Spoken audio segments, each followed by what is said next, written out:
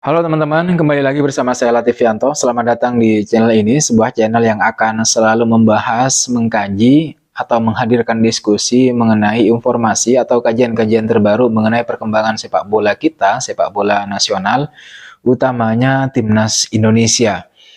Dan sebelum saya lanjutkan, sekali lagi untuk teman-teman yang sudah subscribe dan memberikan komentar-komentar positifnya, saya ucapkan terima kasih karena subscribe kalian, komentar kalian itu akan membantu channel ini terus berkembang, dan secara konsisten saya akan menyajikan informasi terbaru atau diskusi-diskusi, kajian-kajian terbaru mengenai Timnas Indonesia, Timnas yang kita banggakan ini. Dan satu hal lagi yang penting menurut saya teman-teman, jangan lupa kalian klik tombol like-nya dan subscribe terlebih dahulu. Ya, untuk membantu, sekali lagi untuk membantu channel saya, channel ini berkembang. Dan ke depan channel ini akan terus menyajikan, memenuhi informasi-informasi yang teman-teman butuhkan mengenai perkembangan sepak bola nasional, utamanya Timnas Indonesia. Jadi teman-teman, pada video kali ini saya ingin menyajikan informasi terbaru yang datangnya dari Timnas Indonesia Senior yang akan melakoni pertandingan-pertandingan krusial. Ada sebanyak 10 pertandingan, yaitu pada putaran ketiga. Tapi sayangnya menjelang putaran ketiga kualifikasi Piala Dunia 2026 yang akan berlangsung pada September nanti, Timnas Indonesia masih kesulitan mencari striker nomor 9 yang bisa mengacak-acak gawang lawan. Oleh sebab itu teman-teman, pada video kali ini saya akan membicarakan salah satu calon pemain naturalisasi Timnas Indonesia, yaitu Ole Romeni, yang baru-baru ini dia sukses membobol gawang klub asal Qatar yaitu Al Rayyan pada laga uji coba pramusim timnya yaitu FC Utrecht pada hari Kamis tanggal 18 Juli 2024, di mana pada pertandingan tersebut Utrecht menang dengan skor 4-1. Pada pertandingan tersebut, Ole Romeni berhasil menciptakan gol keempat bagi klubnya, bagi timnya. Gol tersebut sekaligus membuktikan bahwa Ole Romeni sebagai pemain depan yang memiliki kualitas sangat bagus. Tidak hanya itu, sejatinya gol tersebut juga menjadi kode bagi PSSI bahwa pemain tersebut, Ole Romeni ini memang memiliki kualitas yang baik sebagai penyerang tengah atau penyerang depan. Nama Ole Romeni sendiri memang santer dikabarkan menjadi target berikutnya dari proyek naturalisasi PSSI. Pemain berdarah Medan ini kabarnya diplot sebagai atau diplot untuk mengisi posisi penyerang di Timnas Indonesia yang saat ini masih diisi oleh Rafael Struijk dan Ragnar Oratmangun serta Dimas Derajat. Kalau Ole Romeni jadi atau sukses nanti dinaturalisasi oleh PSSI, maka pemain ini sejatinya pantas untuk menjadi pemain nomor 9 di Timnas Indonesia. Ole Romeni memiliki tinggi 185 cm, sehingga akan sangat kuat dalam duel-duel bola udara atau bola atas. Dia juga punya screening ball yang bagus, cara dribbling bola yang baik juga untuk bisa masuk ke kotak penalti lawan, serta bisa menarik lawan keluar untuk bisa memberikan kesempatan kepada second line untuk masuk dan menciptakan gol. Boleh dikatakan Ole Romeni ini lebih dari sekedar layak untuk membela Timnas Indonesia di putaran ketiga kualifikasi Piala Dunia Zona Asia. Dia berposisi sebagai penyerang tengah, namanya mencuat ketika dia tampil bagus untuk FC Emmen pada musim 2022-2023, di mana dia mampu mencetak 11 gol dari 33 laga yang dia mainkan di era divisi.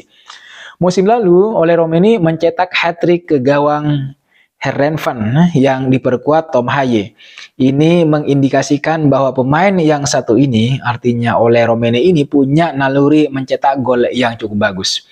Pada musim 2023-2024, Ole Romeni pindah ke FC Utrecht. Performa dia di klub barunya memang belum sebagus musim lalu. Dia hanya bikin 1 gol dari 13 laga yang dijalani. Mungkin karena dia jarang bermain yang diakibatkan oleh cedera yang dialami pada bulan November sampai Desember 2023. Dan kemudian cedera latihan pada awal Februari lalu. Meskipun begitu, tetap saja memang pemain yang memiliki kualitas akan terus memiliki kualitas, artinya tidak akan pernah surut. Dan itulah yang terjadi pada Ole Romini. Dia bisa menjadi striker nomor 9 yang selama ini dibutuhkan oleh timnas Indonesia untuk melengkapi lini depan yang sementara ini diisi oleh Rafael Struijk, kemudian Ragnar Oratmangun, dan Dimas Derajat. Sebuah tim memang tidak masalah tidak memiliki striker nomor 9, tapi tanpa pemain nomor 9 tetap saja sebuah tim terasa tidak lengkap. Seperti ada sesuatu yang kurang. Barcelona misalnya dari musim ke musim selama hampir 2 dekade itu mengandalkan Lionel Messi, tetapi bukan berarti tim ini tidak membutuhkan striker bertipe nomor 9. Beberapa pemain di Barcelona yang posisinya sebagai pemain nomor 9 itu bisa kita lihat pada diri David Villa, kemudian ada Sanchez, kemudian ada juga Suarez hingga Robert Lewandowski hari ini. Pemain berkarakter nomor 9 tetap sangat dibutuhkan untuk mengobrak-abrik pertahanan lawan. Dan memang tidak sembarang pemain yang bisa menjadi atau berperan sebagai pemain nomor 9. Untuk menjadi pemain berkarakter atau bertipe nomor 9, pemain tersebut haruslah super antagonis. Jadi selain harus mampu juga membuka ruang untuk teman-temannya dengan cara menjadi dinding pemantul bola. Dia juga harus bisa menciptakan peluang dan gol untuk dirinya sendiri dengan cara mempertajam insting mencetak golnya. Seorang striker atau pemain bertipe nomor 9 harus mampu mencetak gol dalam kondisi dan situasi apapun.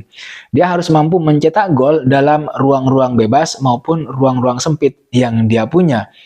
Artinya teman-teman, pemain yang menyandang angka nomor 9 bukanlah pemain sembarangan, karena pemain bernomor punggung 9 ini memerankan posisi krusial dalam sebuah tim.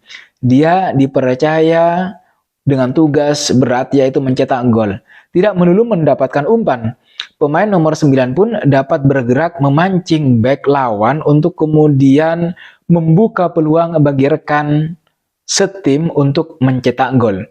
Dengan demikian, tugas pemain nomor 9 itu bukan hanya untuk mencetak gol, melainkan juga memenangkan duel di depan gawang, kemudian berlari di belakang pertahanan, kemudian bertahan dari depan lapangan, dan kemudian menciptakan peluang mencetak gol bagi rekan-rekannya, rekan-rekan di sekitarnya.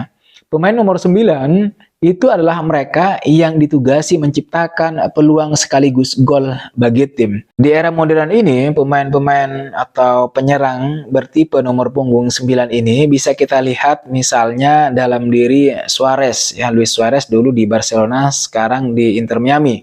Kemudian teman-teman juga bisa lihat pada diri Benzema dulu ya di Real Madrid. Kemudian kalau di Barcelona sekarang ada Robert Lewandowski.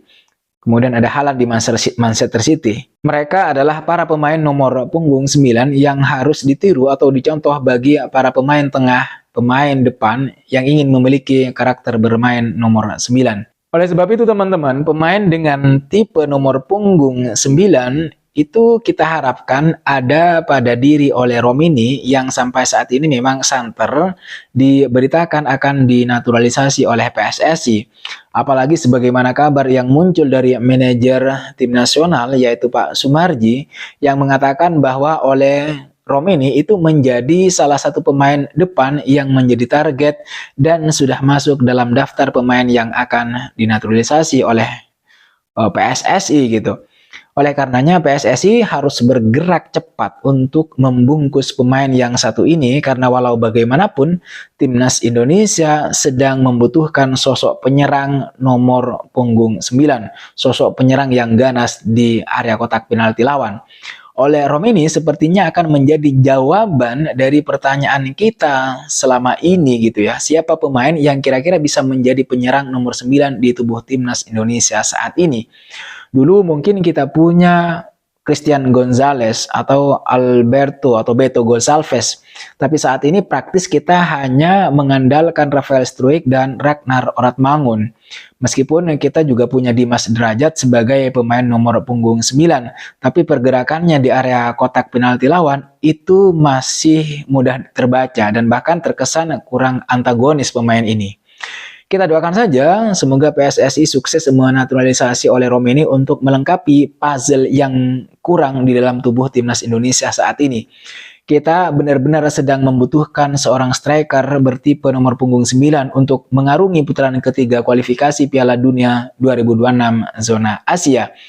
Kita doakan saja semoga striker tajam segera bisa ditemukan oleh PSSI. Dan itu adalah harapan kita bersama, agar nanti timnas Indonesia benar-benar bisa bertarung, bisa berbuat lebih banyak, dan ya kalau bisa harus lolos ke Piala Dunia, entah harus melalui putaran keempat atau putaran kelima. Yang terpenting ya harus masuklah ke Piala Dunia. Itu doa kita semua, itu keyakinan dan harapan kita semua untuk melihat timnas Indonesia berlaga di pesta olahraga terbesar di dunia yang akan berlangsung pada tahun 2026 di Amerika Serikat, kemudian Kanada dan Meksiko. Saya kira itu teman-teman yang bisa saya bahas, yang bisa saya sajikan ke teman-teman sekalian, yaitu ya oleh Romeni yang kayaknya dia tipe penyerang nomor 9 yang sedang dinanti-nantikan oleh timnas Indonesia. Jangan lupa like, comment, dan subscribe. I'll see you on the next video.